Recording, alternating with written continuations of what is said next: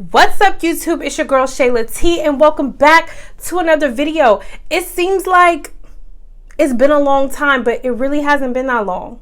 But welcome back to another Wife Wednesdays. As you see up above, this video is going to be about arguments in your marriage, but you ain't gotta be married. It could be in your relationship, with your baby mama, with your mama. These tips will actually get you through arguments no matter who it is.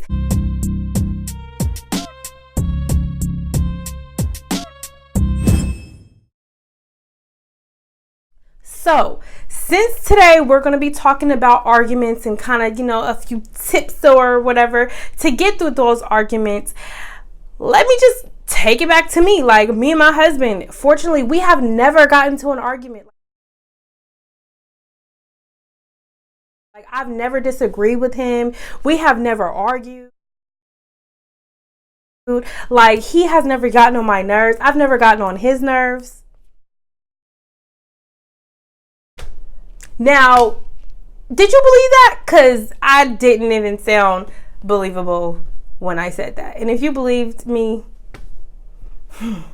now I know you see, we're in the new age where it's all about relationship goals and couple goals. And that, you see these pictures and you be like, dang, look at them. Like, they look all cute or whatever.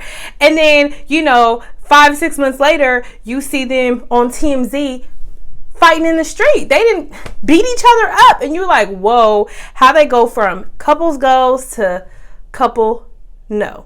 So here's a few things.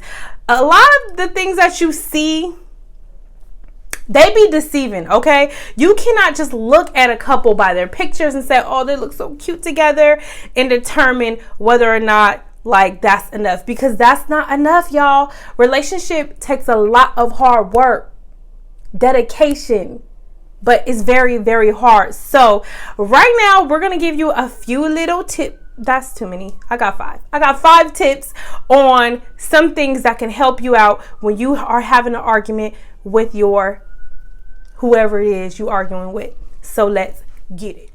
So we're just gonna start with me, okay?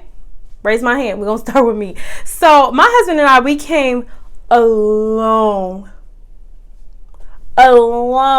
way, especially when it comes to the argument department. I'm not gonna lie, I have a bit of an anger problem. Okay. Yes, I had a bit of an anger problem. Like, I'm going from 0 to 60 in 3 seconds. Yes, and those were not good traits to take into a relationship. So my husband is very cool, calm, and collective. I call him the triple C's, okay? We have definitely gotten into an argument, but he has never like spazzed out on me. Because that's just not a part of his personality. So, a lot of the times it is very individualized when it comes to, relationships. You have to do the individual work as well as the collective work, because individually, if you are not right, it's just not going to be right. So when you're talking about arguments, we're going to take it back to the beginning when I didn't even know how to resolve conflict. That played a major role and a major part in our relationships, and the reason why our arguments could go on forever. So with that being said, these is just a little tips and just a little tricks that have worked for me. Again, of course, everything that works for me may not work for you, but it doesn't hurt to try, especially if you find yourself in a rut and you find you and your significant other is just not getting it together. You're just like, why are we arguing? We just not getting together. So of course, tips and tricks will help you. I mean, it won't hurt. So let's get into tip number 1. Okay, so this might be sounding a little cliche as hell, but y'all, seriously, it's one of those things that when you ask a lot of the married couples who've been married for 20 and some years, they always say this. So you gotta peep game. Your grandma and your grandpa, who've been married for 50 years, you need to be asking them, okay?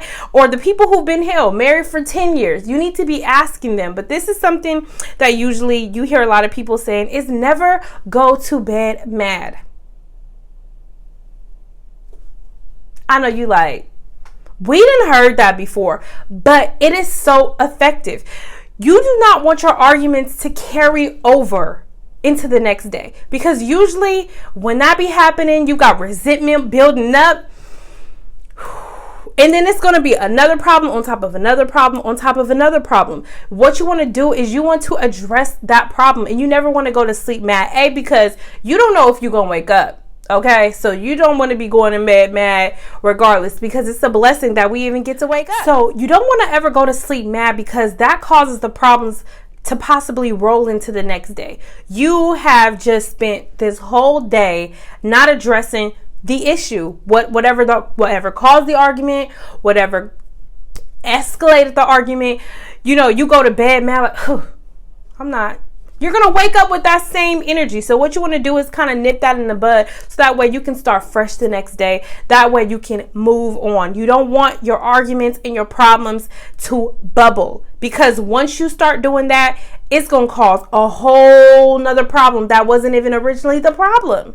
So you want to make sure you go to bed addressing the issue. And even if you're not going to address the issue, you want to make sure you go to bed at least loving each other, giving each other a kiss, a hug, whatever that may be. Like, you might not want to talk about the issue at that point, but you want to make sure you acknowledge your spouse, you acknowledge them, so that way you won't go to sleep mad and angry.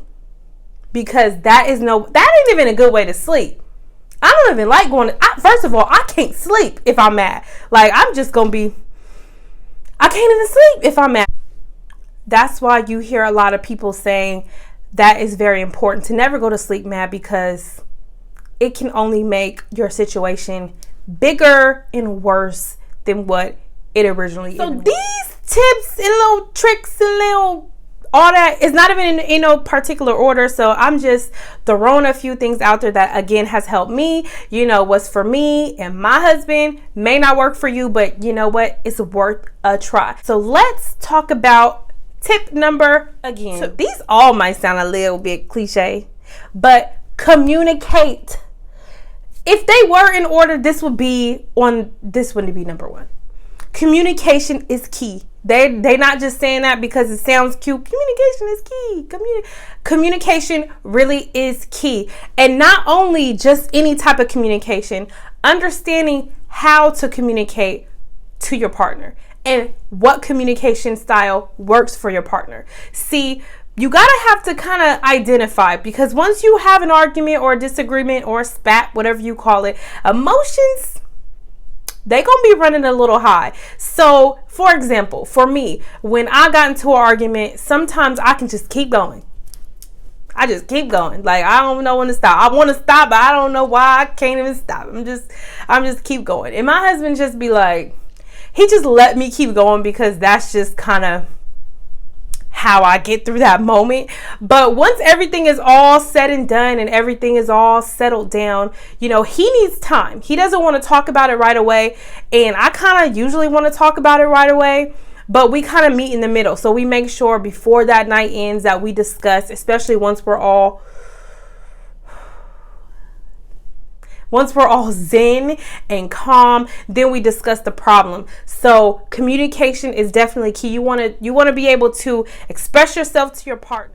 So communication is key, because you need your partner to be able to hear how you feel, and they need to be able to tell you how they feel. So that way you can come to, if not a solution, a common. Communication is very important, because if you don't communicate and you leave it all inside and bottle it in, like my husband used to do, you know, and maybe talk about it a week later, and I'm like, I didn't even know that's how you felt. How am I supposed to? I don't read the mind. But that's why we have to learn to communicate, because you can't keep it all inside or keep it to yourself. Tell your friends, tell your family. You want to be able to talk to your partner, so that way y'all can be on the same page. Okay, so we're going to go over to tip number 3. Now, This is not hard for me, but I know this is hard for some people. You need to learn how to say, I'm sorry. Especially when you're wrong. Like I said earlier, I just keep going and going and going. And sometimes I know I'm like, girl, what's your problem? Why are you tripping today? What's your issue? It could be a lot of things. And kids could make me mad. Go to work and make you mad. Whatever it is, sometimes you do tend to take stuff out on your spouse. It's not right, but I'm guilty. Y'all guilty? I'm guilty. And so it's definitely not right. Just giving the acknowledgement of I'm sorry is so important. It can make your spouse feel 100% times better, especially when you know you're wrong. When you know you just wrong, say I'm sorry. An apology goes a long way, especially in your relationship. It can make the difference of whether you go to sleep mad. Even if you don't even feel you're wrong. I'm not saying say sorry, even though you're like, I'm right, because I'm a Gemini. A lot of times I am right. But for real. So a lot of times I am right, but even if I felt that I'm right, sometimes you can even apologize on how a certain action or a certain tone or whatever make your partner feel. Because sometimes you might be right in a certain instance, but the way you made your husband or your wife feel was not right. And so acknowledgement goes a long way. So just saying that I'm sorry can help. It can help. Something I need to work on. So when you're having those disagreements, those arguments, a lot of the time what can escalate the situation is your tone of voice. Now I get it. Like, you're mad. You're going to be talking in a different tone. But sometimes just making sure the way you speak to your partner, the way you speak to your husband, your wife, it's at an appropriate level. Again, like I said, my husband gonna watch this. I gotta work on this, okay? I have to work on this. But making sure that you're not yelling, you're not screaming, you're not talking in some type of,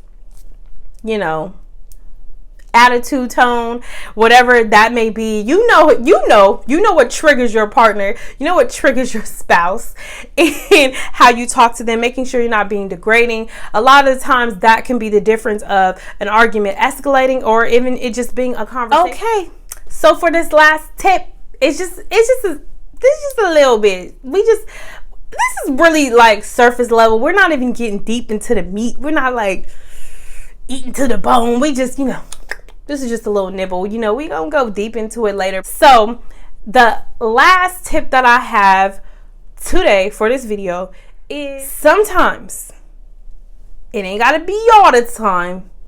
It ain't gotta be most of the time, but sometimes be the bigger person. If you know your husband or your wife is being petty tonight, they got on their petty boots, you might have to be the bigger person. Now, what does that mean? Like, because if my husband make me mad, I'm not going. That attitude right there, cut it out. Cut it. Just cut it. Sometimes you got to be the bigger person, especially when you know your significant other. You know them usually better than they know themselves, okay? So when you're going to have to be the one to step up. For example, sometimes my husband is stubborn. He's a Scorpio. He's a stubborn Scorpio. So even though I might be right, I might be wrong, he might just be like, I'm not about to acknowledge this today. I'm not talking about this today. Skedaddle. I'm going to be in my feelings today. So sometimes I have to put my bigger boots on and be the bigger person. That's not saying that, okay, you are going to kiss like their butt. I'm just saying sometimes you need to be the one to step up. You need to be the one to be the bigger person, step up, tackle the problem head on. And you might not feel like it. You might not want to, but I guarantee you that could be the difference of your argument dissolving and being no more. So these are just a few things that I found helpful for me. Again, this is not really deep. This is kind of surface level. Let me know if you want to get a little deep. We all go through things. Of course, we're not going to be all happy and jolly every time. If you have a perfect relationship, let me know. Comment below. And if your relationship is perfect and you ain't got no issues, let us know so that we can get the tea. So it is normal for two humans to not always see eye to eye, to sometimes clash, and sometimes disagreements and arguments may happen. So again, it's normal. It's just how you work through that. And as you learn your partner, those arguments may diminish and get less and less, or less intense, especially once you learn each other. So that's all I have for now, but I want to know what y'all think. Have y'all used some of these tips and tricks? Have they been helpful for you and your spouse, your husband, your wife? Anything that you do special to get through the argument, leave that in the comment section below. But before you go, y'all know I need y'all to do something for me. Don't forget to like, comment, share, subscribe, and if you want to be the notification gang, hit that bell. Until next time, I'm out.